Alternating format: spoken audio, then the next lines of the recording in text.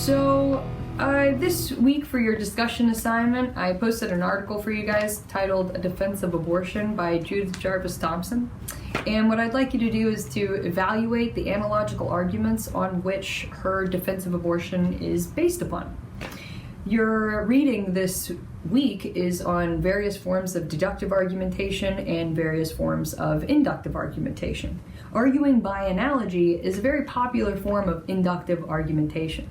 Let's go ahead and look at the definition of an analogical argument, taken directly from your text.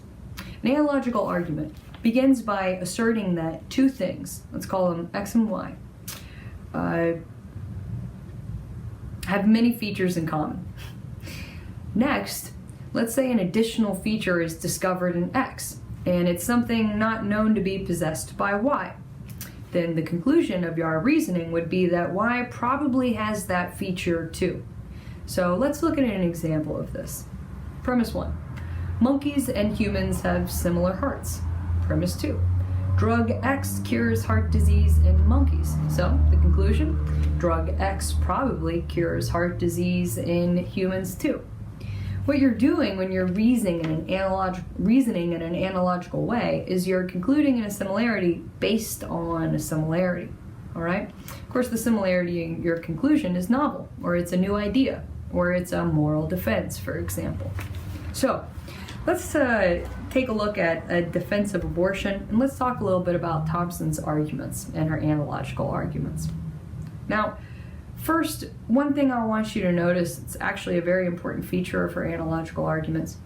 In the very beginning of the article, Thomson addresses the question of fetal and embryonic, and even the personhood of a fertilized egg, right?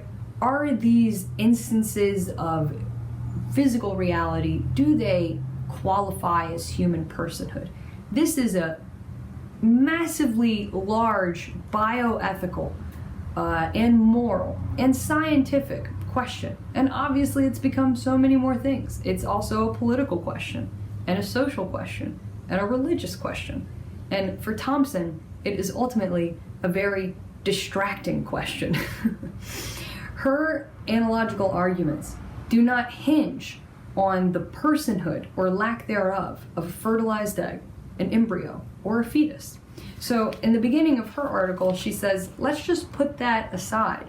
Remove the vagueness of these the physical existence of egg, embryo, and fetus and person, and we'll go ahead and consent, or rather assent, to the use of the word personhood in relation to a pregnancy after conception. Okay? With that being said, she goes into her first hypothetical situation. So a hypothetical situation is just an imagined set of events. And philosophers use these all the time to effectively drive points home. Usually when you're reading a hypothetical situation, your guard is down. You're just allowed to imagine. You don't have all that political, familial, religious, and cultural bias preventing you from just considering a set of circumstances rather neutrally, okay? So hypothetical situations are very, very powerful, very beneficial in moral philosophy. So let's consider the first hypothetical situation that Thomson presents. And it's now understood as just one of the most famous hypothetical situations that have ever been devised in moral philosophy, especially in relationship to abortion. And it's the case of the violinist. All right, so let me set this up for you.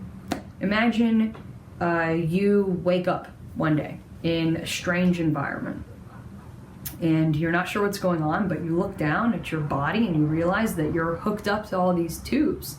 And these tubes are taking blood out of your arms, and you follow the tubes across the room, and then you end up seeing that the other side of the tubes, they're hooked up to this individual, this person you don't know at all. And you're astonished. You don't know what's going on. You're about to rip the tubes out of your arms and make a break for it, and then a doctor walks in. And the doctor says, "Oh, I'm so glad you're awake. I can't wait to tell you what we've done." You are in this unique position to save the world's most famous and talented violinist. You look at this doctor totally bewildered and, saying, what are you talking about? I literally have no idea what you're talking about. So she goes in to explain more detail. The violinist laying next to you, who's unconscious, just hooked up to the tubes that you're hooked up to. This violinist is suffering from severe kidney disease. And this violinist, he's needed blood for days, but there hasn't been any blood available. And it just so happens that you have the exact same blood type as the violinist. Now, this information about your blood type was leaked to that violinist fan club, and those crazed fans broke into your house in the middle of the night, knocked you unconscious, dragged you to this lab where this physician was able to hook you up to these tubes so that your blood could be fed into the violinist, okay? So you're just looking at this physician like, are you joking me? This is insane. And you go to rip out these tubes. You're like, you know what? I didn't sign up for this. My rights have been violated terribly. What do you mean this fan club just brought me here without even asking my permission? This is absolute madness. And the physician goes, wait. Don't pull those tubes out. If you pull those tubes out, you will be murdering that violinist. And all of a sudden you're like, wait, what are you talking about, murdering the violinist? I did not ask to be put in this situation. And the physician looks at you and says, irrelevant. Those are irrelevant circumstances that you didn't ask to be put in this situation. You are now in this situation. And if you pull those tubes out, you will be killing the violinist. And you shouldn't kill, should you? Okay? All right. Very dramatic hypothetical situation, okay? What it is capable of doing, though, it's capable of putting you in a moral dilemma that you might not regularly face, okay? This is the moral dilemma of, am I responsible for this other person's life, even though I did not choose to be in the situation I'm in? As you see, this is a way that Judith Jarvis Thomson can speaks to the experience of a rape victim who has become pregnant. Now, let's go ahead and look at how this hypothetical becomes part of an analogical argument that defends certain cases of abortion in Thomson's article. We'll go ahead and we'll present the argument in a very skeletal way, just like this. Premise 1. The case of the violinist has much in common with the circumstances surrounding a rape. Premise 2. The victim in the violinist situation is not morally obligated to sustain the life of the violinist if they don't want to. In conclusion, therefore, according to Thomson, the rape victim similarly is not morally obligated to sustain the life of the egg, embryo, or fetus unless they want to. This is the analogical argument. Now you might be asking yourself, well, hold on, let's go back to premise 1. What exactly does the case of the violinist have so much in common with the circumstances surrounding a rape? And generally speaking, the argument hinges on the invasion of bodily autonomy without consent, resulting in the victim of these different circumstances sustaining a life other than their own. That is the similarity on which the conclusion is dependent. Okay. So that's not the only hypothetical situation that Thomson presents in her defense of abortion, because she does go on to defend other kinds of abortions.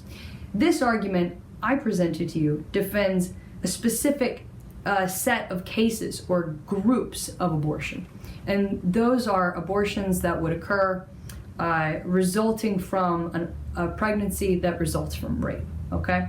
There are, like I said, other cases of abortion that Thomson speaks to, and so there are other analogical arguments that she develops. The one I mentioned, specific to the cases of abortion that are in relationship to circumstances surrounding a rape.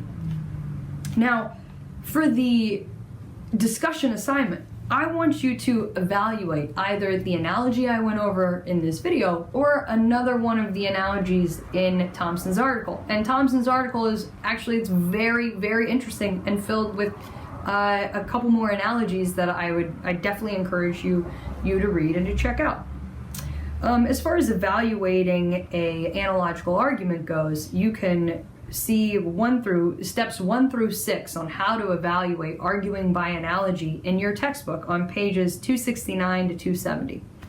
And essentially what the evaluation will hinge on are a couple things. Number one, the similarity of the circumstances and how relevant these similarities are to the conclusion, okay? In that way, you will also be encouraged to evaluate and to examine possible dissimilarities. Are there any relevant dissimilarities? Now, what do I mean by relevant? I mean, are there any dissimilarities that would alter the truth value of the conclusion, that would render the truth value of the conclusion to be maybe fallacious or even deceptive, right? So you wouldn't want to pick out a dissimilarity that was irrelevant, okay? And that in a lot of ways, I think that's why Thomson assents to using the word person for egg, embryo, or fetus in her argument, because then the dissimilarity between the personhood of the violinist and the potential personhood of an embryo or fetus, it's not relevant anymore to her argument. So it basically cannot be used against her, okay?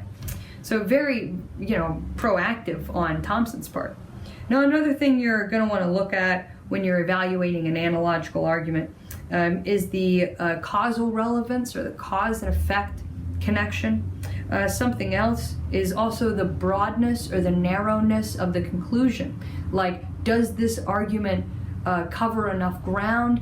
Does it cover does it only allow for so many cases that it's not strong enough, right?